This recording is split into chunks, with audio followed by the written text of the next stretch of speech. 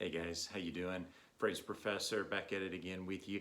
I wanted to just share with you a couple of fragrances that I've been really wearing and enjoying a lot over these last few weeks. And I like to do these kind of videos every so often because it just kind of gives you an insight into what I'm wearing. And I'm always curious as to what you're wearing. So if you'd like to share that, please drop me a comment below. But these are just a few, not all inclusive. I just picked three that I've really been enjoying and wanted to share these. So let's get into it. First up, I have one of the Cremos. I'm a big fan of Cremo. If you've been on the channel for a while, you'll know that I have 5 or 6 in the collection, and I've featured them in several videos and really enjoy them. This is called Distiller's Blend. Now, Distiller's Blend is one of several that are whiskey forward in some way. Now, this is a very clean smelling bourbon. That's one of the star players. There are other woodsy type notes also, but it's a very clean, it's not heavy. There is one that I have in the collection that is really more suited toward cold weather. That's the bourbon and oak. But this Distiller's Blend is very light as far as whiskey-based fragrances can go. Very light, clean. I think it's pretty suitable for all year round. We're in July now as I record this, and so wearing something heavy, it's probably not going to fly most of the time unless you're just inside or maybe at night or maybe on a rainy day. But Distiller's Blend, I think, is one that you can wear summertime, fall, just about any time of year. I've worn this basically on all occasions during the heat of the day, at night, and I've felt like it's not overwhelming to those around me or not overpowering. So this can be had, as with all the Cremos, for the low 20s, somewhere in the low 20s. You can pick them up at local retailers or, in fact, on their website. So Cremo has the whole line on their website if you want to check that out. Next up, I have one of my oldies but goodies. This is Halston 112. Again, if you've been with me for a while, you'll know that I love these nostalgic cheapies, and I have a bunch of them on the shelf, and this is one of my favorites. I wore this as a teenager, as a young man, and just a couple years ago, I thought, I really need to pick that up again. And it smells pretty much like I remember it. And I've worn this probably 3 or 4 times just recently, and it never gets old.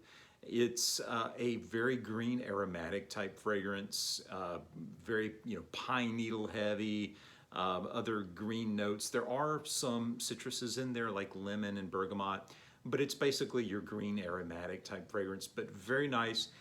It's classic. It smells maybe a little dated, but not much. You can certainly wear this, and I would say even get compliments every now and then on it, and it can be had for next to nothing. I picked this up on one of the internet discounters, don't remember which one, but $10, $12, I mean, literally next to nothing. So Halston 112, if you are a fragrance aficionado, really, I would consider going ahead and getting this one, even if you weren't alive or even if you weren't wearing things back in the 80s. I have a lot of younger viewers with me that say, hey, Fragrance Professor, I wasn't even alive until the early 2000s. That's okay.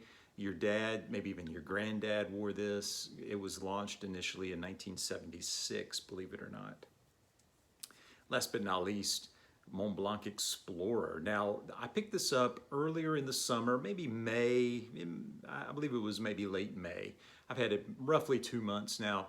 This was one of the Creed Aventus colognes that I was looking for. I was sort of trying to maybe round out my collection of Aventus colognes, and this was one that I was seeing a lot in other reviewers' videos and thought, you know what, that's a good one. I like Mont Blanc. I'm going to go ahead and see if I can find it, and I have not been disappointed. This is I would say about an 80% spot on. I don't want to call it clone, but it's about 80% similar to Aventus. Now, this was launched in 2019, so it came a good 8 or 9 years after Aventus was launched. But it contains a lot of the same sort of accords or note groupings, if you will.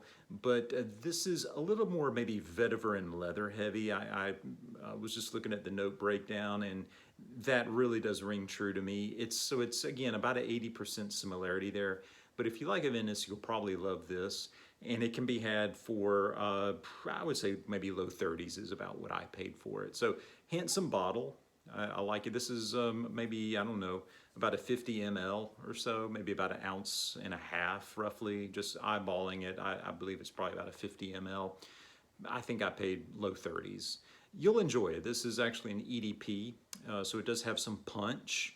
That's one of the complaints that, generally you hear about Mont Blanc is that it doesn't have the projection or the power of maybe some of the other ones out there. And that is true. I have another EDT that's a little on the close to the skin side, we'll say, but this really does have some nice projection in EDP type format, so I think you'll like it.